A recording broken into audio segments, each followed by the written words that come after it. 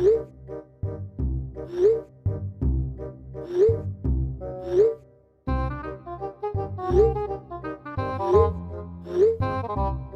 case any of you are unaware, these are a few of the many comments that have been surfacing recently. Clearly, there has been a growing number of complaints regarding the number of Indian tourists making their way to Thailand and how they are ruining Pattaya's image.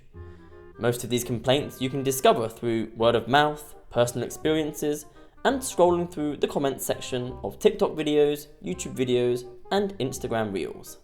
They are being heavily talked about right now, so I'm going to shed some light into what the hell is going on in Pattaya right now and why Indians are being frowned upon. Just to be clear, I don't have anything against Indian nationals. As a matter of fact, most of my interactions with them in Thailand have been quite positive. Okay, yes, a lot of them don't have manners and can come across as a bit rude, but I'll touch on that a bit later. For now, I want to talk about a more pressing issue which has led to that rising surge of Indian tourists. The number of Indian businesses that are currently set up in Pattaya. Let's start with Walking Street. If a person has never visited Pattaya before, their natural instinct would be to research online what to do in Pattaya. According to TripAdvisor, Walking Street ranks as being in the top 3 places to visit. It's an iconic place, and it is completely irrelevant whether it's expensive or not, because a lot of people want to go there just to observe the surroundings and not necessarily engage in the activities. Now, it should attract a diverse customer base, but why is it that when we walk through Walking Street, it doesn't feel like this at all? The footage you are seeing was taken from end to end of Walking Street, and when people comment on how Pattaya is turning into Little India, I couldn't help but agree, at least for this part of Pattaya. But this is because of the amount of unnecessary clubs that have been allowed to open. Currently, there is Ras, Janat, Jalwa, Boss, Leela, Nasha, Tony's Nasha, Kamar, Mashal, and The Burj. Oh wait, that shut down. Thai law restricts land ownership to Thai citizens, however, foreigners can own buildings on leased land. So technically it is legal, but I just can't believe how the Thai landowners could just sell out to so many Indian business proposals without hesitation. I guess money and greed really does talk here. Currently, Pattaya is almost at the peak of the low season, a time where a lot of businesses go bust, and I'm not going to be surprised if another 3 Indian clubs emerge out of nowhere. India has the highest population number in the world, and the social media runs like wildfire. Once they discover that Pattaya has a growing Indian nightlife scene with Thai freelancers, they are going to come. And because India is very close to Thailand, they're going to come more than once a year. Now, you may think, who cares about Walking Street? It's an expensive tourist trap anyway. Let the Indians take it over. But how do you think people would react if bars on Soy 6, Soy 7 or Soy Bacau started to rebrand into something like it's from India? It's unlikely, but still possible.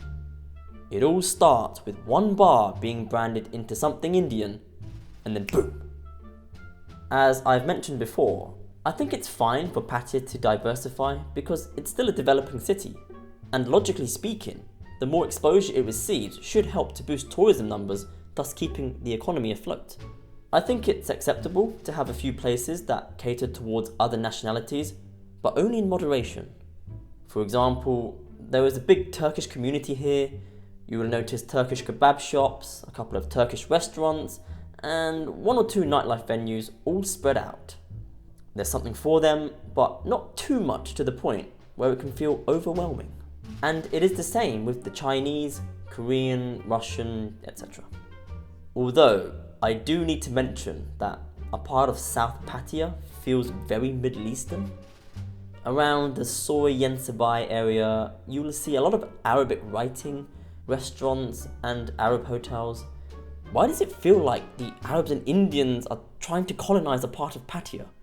There's just so many of them here now that I can't tell who's who anymore.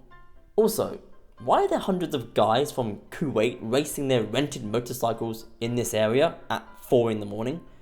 It's quite rude and disrespectful, especially to the locals who live around there. You guys have the strongest currency in the world. If you want to race, just go and rent a racetrack and do it there. Is this a normal thing in their home countries? Which actually leads me to my next point.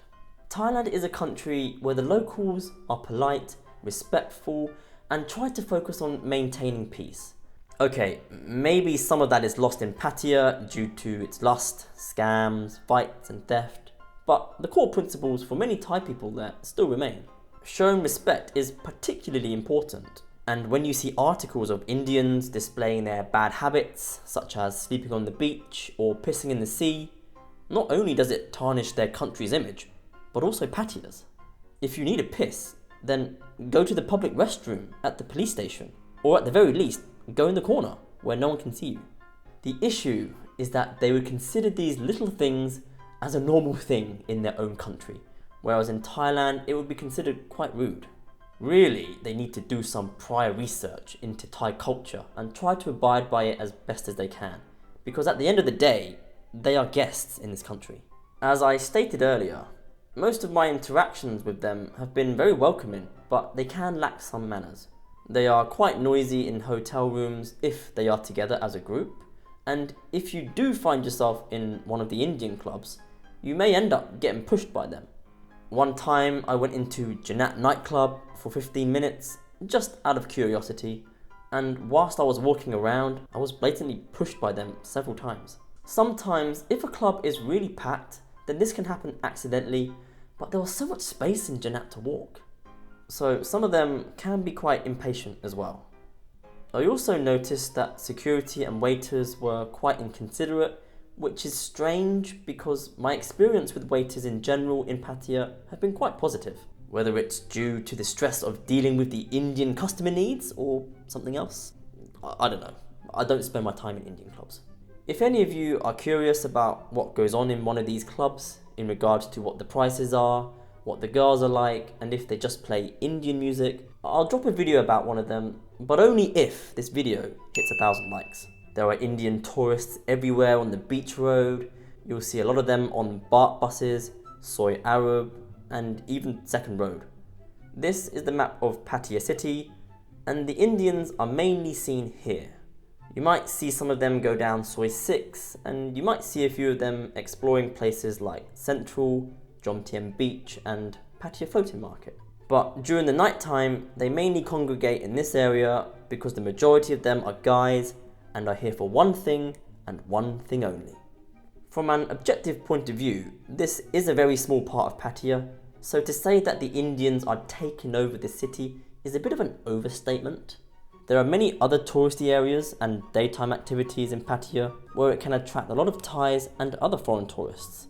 However, I do understand that some people will see the nightlife as the beating heart of the city, and to see it being overrun by a nationality that is ridiculed online for its disgusting habits can feel like a change for the worst.